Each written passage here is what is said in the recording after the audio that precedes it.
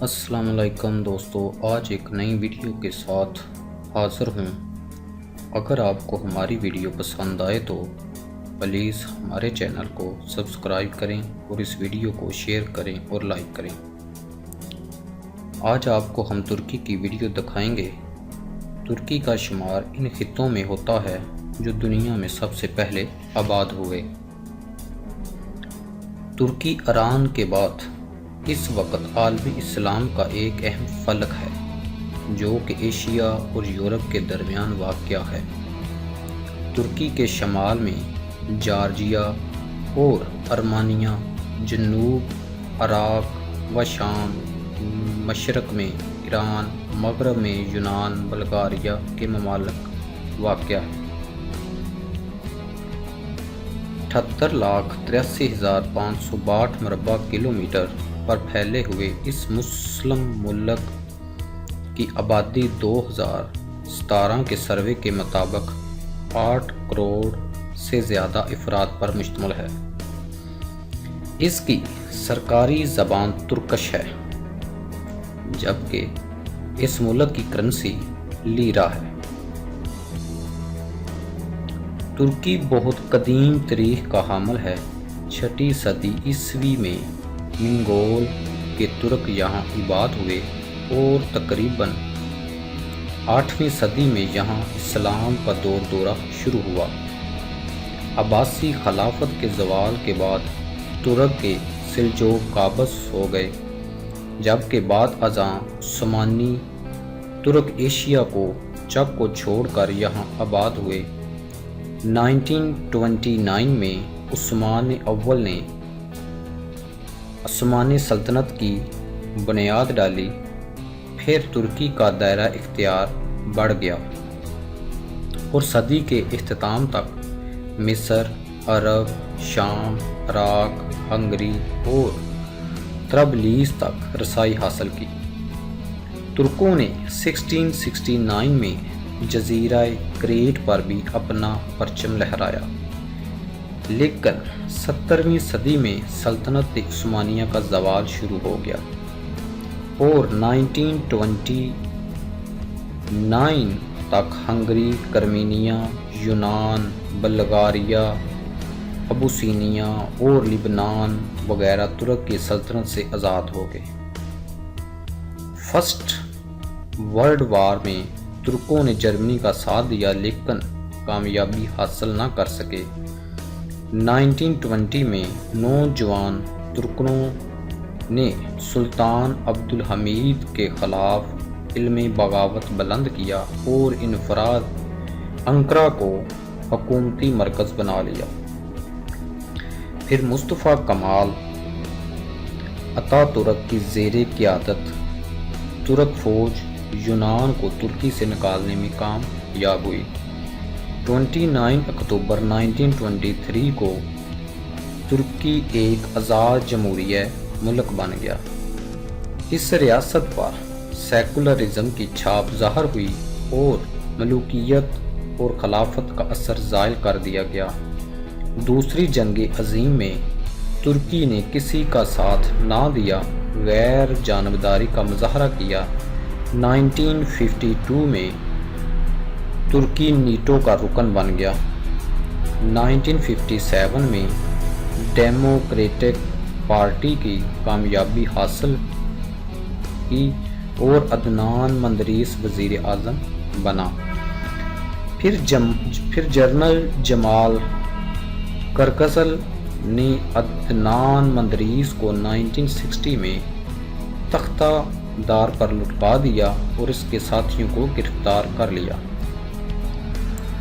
پھر اس کے بعد ترکی میں سیاسی رسکشی عروج پر پہنچ گئی اور 1979 میں مزید 6 صوبوں مارشل لا کے زیر التواء آ گئے۔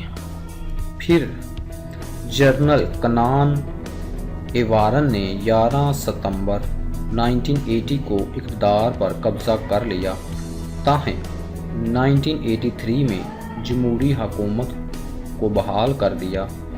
پھر اس کے بعد 1989 میں ترزک اور زوال کو 7 سال کے عرصہ کے لیے صدارت دی گئی، مگر اپریل 1993 میں سابقہ وزیر اعظم سلمان ڈیمرک ملک کے صدر منتخب ہو گئے۔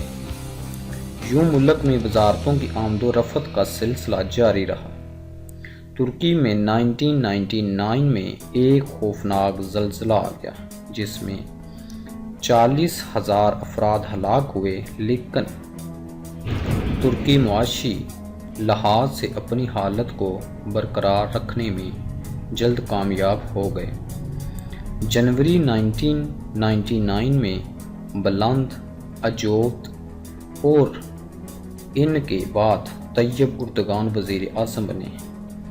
اس وقت ترکی میں طیب اردگان صدر ہیں اور ترکی کا دارالحکومت انقرہ ہے، جبکہ سب سے بڑا شہر استنبول ہے۔ انتظامی لحاظ سے ترکوں کو 21 صوبوں میں تقسیم کیا گیا، جن میں سے 19 صوبوں کی آبادی 1 ملین افراد سے تجاوز کر چکی ہے، جبکہ بقایا صوبوں میں ہر صوبہ تقریباً 1 ملین سے 50 لاکھ افراد پر مشتمل ہے۔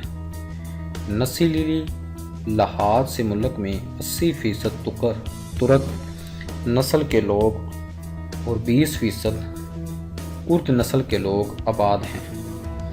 ملکی آبادی 98.7% مسلمانوں پر مشتمل ہے۔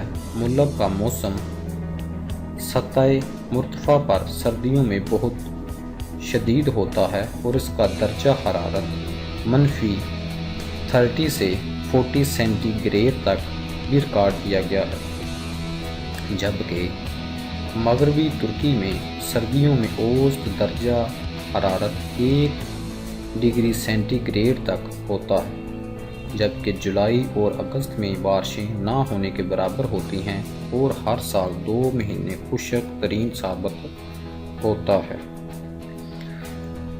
ترکی کی جو ایکسپورٹس ہے وہ ہے 179.1 بلین۔ ترکی جو چیزیں ایکسپورٹ کرتا ہے ان میں سے ٹیکسٹائلز ہے، مٹیریل مینوفیکچرنگ ہے، ٹرانسپورٹ ہے، اکوپمنٹ ہیں، اور یہ جن ممالک کو کرتا ہے وہ اس کے پارٹنرز ہیں۔ جرمنی سب سے زیادہ، یونائٹڈ کنگڈم ہے، UAE ہے، عراق ہے، یونائٹڈ اسٹیٹ ہے، اٹلی ہے، فرانس ہے، اسپین ہے، اور جن ممالک سے یہ امپورٹ کرتا ہے ان کا نام چائنا ہے، جرمنی ہے، رشیا ہے، یونائٹڈ اسٹیٹ ہے، اٹلی ہے، اور یہ اس کی امپورٹ جو ہے 234.2 بلینز ہے۔ ترکی سب سے زیادہ شہر استنبول میں وزٹ کے لیے آتے ہیں، جو اس کی اکانومی کو بہت اوپر تک لے کے جاتے ہیں۔ استنبول شہر میں سب سے زیادہ جو دیکھنے والے وزٹنگ پلیس ہیں ان کے نام کچھ ہم آپ کو بتاتے ہیں۔ Hagia Sophia museum, number 2 the Blue Mosque Topkapi palace museum, golden بازار، نمبر 5 گلیٹا ٹاور ہے، بلو مارکس ہے جسے سلطان مارکس بھی کہتے ہیں، تقسیم سکوائر ہے، میوزیم آف آرٹ ہے، ہاؤس آف ونگر میری ہے، گلیٹا برج ہے، میوزیم آف آرٹ ہے، اور اس کا ایک جزیرہ پرنس آف آئس لائن ہے جس کو دنیا دیکھنے کے لیے بہت زیادہ جاتے ہیں۔ ترکی میں چائنا، یورپ، پاکستان، انڈیا کے لوگ بہت زیادہ سیر کو جاتے ہیں اور وہاں جا کر لطف اندوز ہوتے ہیں۔ ترکی نے سب سے زیادہ ترقی طیب اردگان کے دور میں کی۔